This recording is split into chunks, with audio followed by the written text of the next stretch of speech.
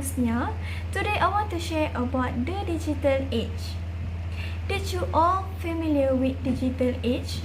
Did you all notice that we are in the digital age era?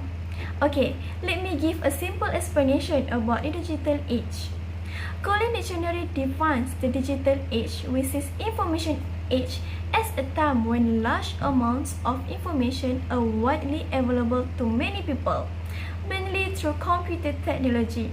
So, from this definition of the digital age, I can conclude that people nowadays are more exposed to technology and use it every day. With technology, people can get updated information and easily interact with everyone. So, do you understand the digital age? Not clear? Let me share some examples of the digital age we can relate to daily life. An easy example is mobile phones.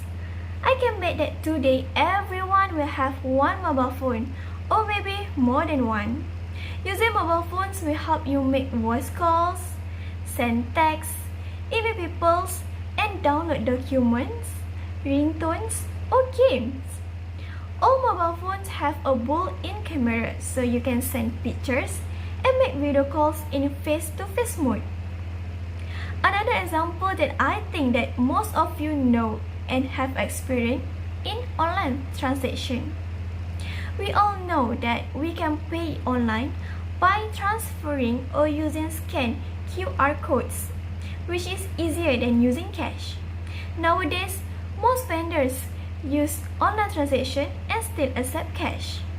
This situation shows that we are in the digital age era. Did you know that the digital age has three phases? The three phases are pre-digital, mid-digital, and post-digital. Can you guess which phase of the digital age we are now? What? Post-digital? Why? Oh, because we are surrounded by technology? I'm so sorry.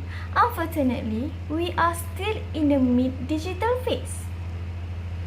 Let me explain each of the phases to make sure all of you can understand the digital age clearly. The first phase is pre-digital. In this phase, all the devices only have one function. Media channels such as television, newspaper, radio, and magazines have one-way communication. The retailers still become the main and primary to obtain goods and services. The second phase of the digital age is mid-digital. Most companies have embraced digital.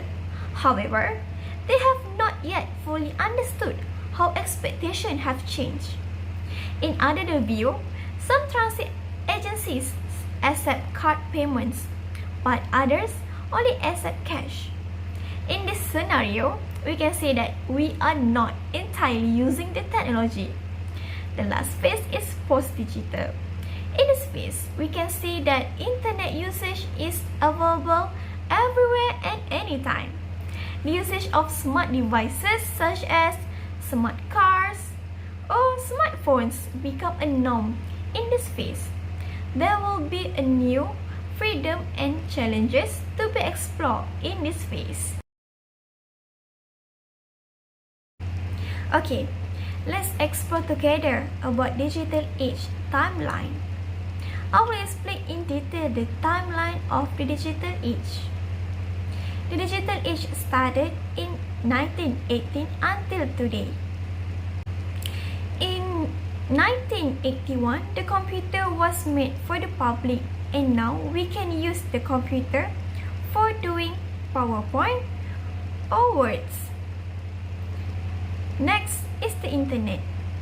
In 1983, ARPANET adopted the TCP through IP protocol that we currently use.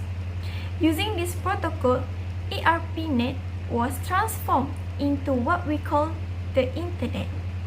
We can see that the internet is a really important thing today. Next, the NES. In 1985, Nintendo released the NES, which is Nintendo Entertainment System, which became the most influential console of all time. Many adults nowadays have at least once heard, seen, or used this console before. Next is the smartphone. In 1992, the smartphone was released. A smartphone back then was just a bulky box with a screen and a small keyboard. Now, they don't have a keyboards and touch screens. The smartphone has impacted our lives immensely. Next, the USB port. In 1966, the USB port was made, which is still used to this day. This port was made to be a replacement for all those different wires which you had to use. Instead, you were supposed to use just this one port.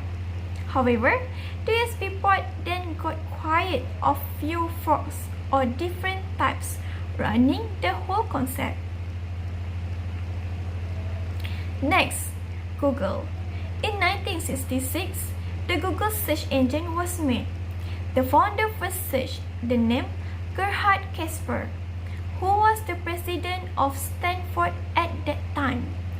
Instead of getting results for Casper, the friendly ghost, as he did on rival search engine Alta Vista, which is founded in 1995, up popped links to the human being Gerhard Casper, the one he had been hoping to find. Now, Google is the main search engine used globally, along with its own web browser Chrome. Next is OLED.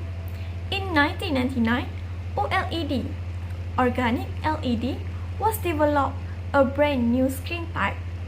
OLED enable many things such as improved image quality, which is in better contrast, higher brightness, fuller viewing angle, a wider color range, and much faster refresh rates, lower power consumption, and simple design that enable ultra-thin, flexible, foldable, and transparent display.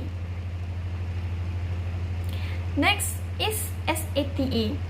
In 2000, the SATA was made, a new method of storing data. SATA was made to replace the old PATA cables which used to be used. However, most computers nowadays use NVMe due to its high write speeds compared to SATA. Next, Facebook. In 2004, Facebook has founded. Facebook has attracted a lot of attention over the years and has become a platform used to contact others in a community. Until today, Facebook became famous social media among users. Next, Twitter. In 2006, Twitter has founded. Twitter is the second social media platform used today. Most youth love to use Twitter. Next is Instagram. In 2010, Instagram was founded. Instagram is the third social media platform used today. Next is Snapchat. In 2011, Snapchat was founded. Snapchat is famous today for its filters used widely by its community. However, Snapchat is more popular in other countries compared to Malaysia. Last but not least is SpaceX Falcon 9. 2015 was a big year for SpaceX. It was a year when they successfully landed one of its orbital rocket boosters onto a remote landing pad in the middle of the ocean fully autonomously. However, they also has a negative impact on the digital age. There are a few negative impacts of the digital age. The first is cyberbullying. Cyberbullying is bullying that takes place over digital devices like cell phones, computers, and tablets. Cyberbullying can occur through SMS, text and apps, or online in social media, forums, or gaming, where people can view, participate in, or share content. Cyberbullying includes sending, posting, or sharing negative, harmful, false, or mean content about someone else. It can include sharing personal or private information about someone else, causing embarrassment or humiliation. An example of cyberbullying is pretending to be someone else to spread hurtful message online. Next is cybersecurity. Cybersecurity refers to the technologies, processes, and practices designed to protect networks, devices, apps, and data from cyber attacks. Cybersecurity may also be known as information technology IT security. Today, people use the internet for advertising and selling products in various forms, communicate with their customers and retailers, and perform financial transactions. Due to this, hackers and cyber criminals use the internet as a tool to spread malware and carry out cyber attacks. Cybersecurity aims to protect computers, networks, and software programs from cyber attacks. Most digital attacks aim to access, alter, or delete sensitive information, extort money from victims, or interrupt normal business operation. Cybersecurity is classified into the following types, such as information security, network security, and application security. There are also many types of cybersecurity threats, such as virus, identity thief, password attacks, spyware and keyloggers, adware, trojan, and others. We can see two significant negative impacts in the digital age. In conclusion, digital age is a phase where we can use technology easier. Many benefits that we can gain from using technology and the internet. But we must know that technology and the internet also can give a negative impacts if we don't use them properly. I hope all of you understand the digital age and learn something new with me. Thank you.